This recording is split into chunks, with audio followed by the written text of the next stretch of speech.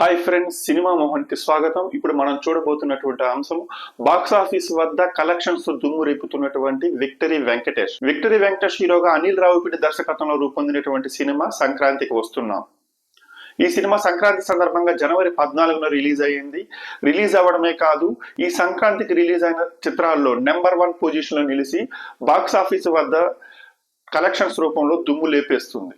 Makers announcement ప్రకారం 3 రోజుల్లోనే సంక్రాంతికి వస్తున్నాం సినిమా 106 కోట్లకు పైగా గ్రాస్ వసూళ్లను సాధించింది.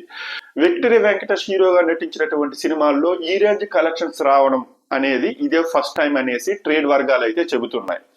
ఫస్ట్ రోజు సంక్రాంతికి వస్తున్నాం సినిమా 45 కోట్ల గ్రాస్ కలెక్షన్స్ సాధిస్తే రెండో రోజు 32 కోట్లు వసూళ్లు సాధించింది. అంటే మొత్తంగా 2 రోజులు కలిపి 77 కోట్లు సాధిస్తే మూడో రోజు వరల్డ్ వైడ్ గా 29 కోట్ల గ్రాస్ కలెక్షన్స్ వచ్చాయి. అంటే మొత్తంగా కలిపితే 106 కోట్ల గ్రాస్ కలెక్షన్స్ ఈ సినిమాకి వచ్చిందనమాట.